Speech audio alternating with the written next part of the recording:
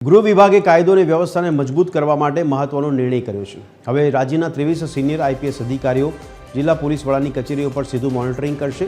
સ્થાનિક સ્તરે પોલીસની ઢીલાસ કે ગેરરીતિ અટકાવવા માટે નિર્મિત રાય અને દીપક મેઘાણી જેવા અનુભવી અધિકારીઓને મેદાનમાં ઉતારવામાં આવ્યા છે।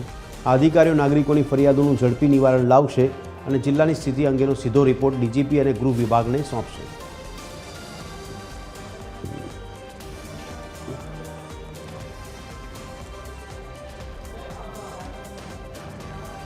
तो गृह विभाग द्वारा महत्वનો निर्णय કરવામાં આવ્યો છે, જેમાં અલગ અલગ અધિકારીઓને જવાબદારી સોંપવામાં આવી છે। ત્યાં અધિકારીના નામ પ્રમાણે જોવા જઈએ તો ખુરશીદ અહેમદ, એડીજીપી ગાંધીનગર, ગગનદીપ ગંભીર, આઈજી સાબરકાંઠા તેમને જવાબદારી સોંપવામાં આવી છે। હોદ્દો અને જિલ્લો કાર્યક્ષેત્ર નક્કી કરવામાં આવ્યા છે।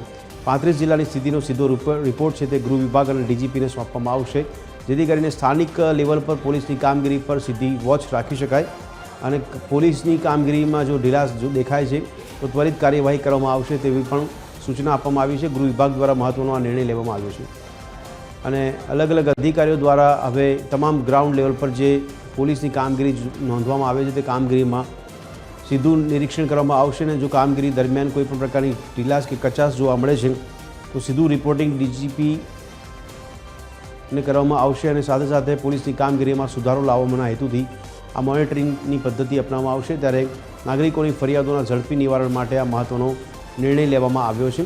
આ નિર્ણયના આધારે હવે અધિકારીઓ પોતાની જવાબદારી સંભાળશે અને અધિકારીઓ દ્વારા હવે પોલીસ કર્મચારીઓની જે કામગીરી છે, પોલીસ સ્ટેશનમાં જે કામગીરી ચાલી રહી છે ત્યાં સીધું વોચ રાખી શકશે, સીધું નિરીક્ષણ કરવામાં આવશે। આજ અંગે વધુ વિગત આપી રહ્યા છે અમારા સંવાદદાતા મૌલિક ઉપાધ્યાય। મૌલિક, જણાવશો કે જે આ જે સિસ્ટમ ગોઠવવામાં આવી છે જેમાં સીધું મોનિટરિંગ કરવાનો નિર્ણય લેવામાં આવ્યો છે, આમાં કયા પ્રકારનું મોનિટરિંગ રહેશે અને કયા કયા મુદ્દાઓને ધ્યાનમાં રાખીને મોનિટરિંગ કરાશે? આનાથી સામાન્ય જનતાને શું લાભ થશે? બિલકુલ ભદ્રેશ, જે રીતે સ્થાનિક પોલીસ સ્તરે જે ઢીલાસ રહેતી હોય છે અથવા તો ગેરરીતિ થતી હોય છે તેની અટકાવવાની જવાબદારી છે હવે ગૃહ વિભાગે સિનિયર આઈપીએસ છે તેમને આપી છે। જિલ્લા કક્ષાએ નાગરિકોની જે ફરિયાદો છે તેનું ઝડપી નિવારણ લાવવા માટે આ નિર્ણય છે તે કરવામાં આવ્યો છે, જેમાં અનુભવી આઈપીએસ અધિકારીઓ છે તેમને અલગ અલગ જિલ્લાઓની જવાબદારી છે તે સોંપી છે। જે એસપી કચેરીઓ છે તેમાં 9 રેન્જમાં 23 જેટલા સિનિયર આઈપીએસ છે તે મોનિટરિંગ કરશે। ખાસ જે આઈપીએસ અધિકારીઓ છે તેમને દર માસે 1-2 પોલીસ સ્ટેશનની મુલાકાત લઈ અરજદારની અરજી છે તે ચકાસી અરજદારની રૂબરૂ મળવાનું પણ રહેશે। સાથે જ જે કામગીરી છે પોલીસ કમિશનર કે જિલ્લા પોલીસ વડાઓને લેખિતમાં આપવાની છે તે રહેશે।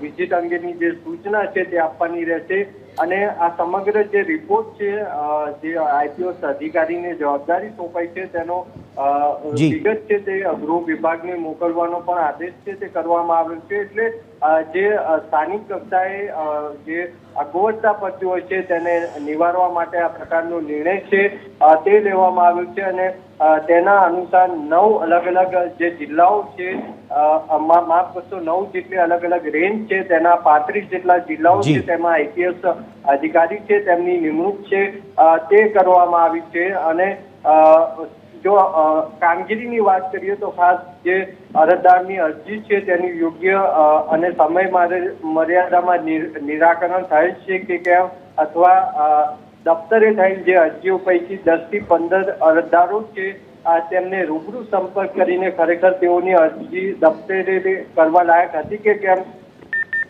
પણ કરવાની આઈપીએસ અધિકારીને રહેશે। સાથે જ દર માસે 1-2 પોલીસ સ્ટેશનની મુલાકાત છે તે પણ લેવાની રહેશે। એટલે આમાં અલગ અલગ કામગીરી છે જે પોલીસ સ્ટેશને થતી હોય છે ત્યારે તેની દેખરેખની જવાબદારી છે તે અલગ અલગ 23 આઈપીએસને અલગ અલગ 35 જેટલા જિલ્લાઓમાં આપવામાં આવી છે। જી મૌલિક, ખૂબ ખૂબ આભાર સમગ્ર માહિતી આપવા બદલ।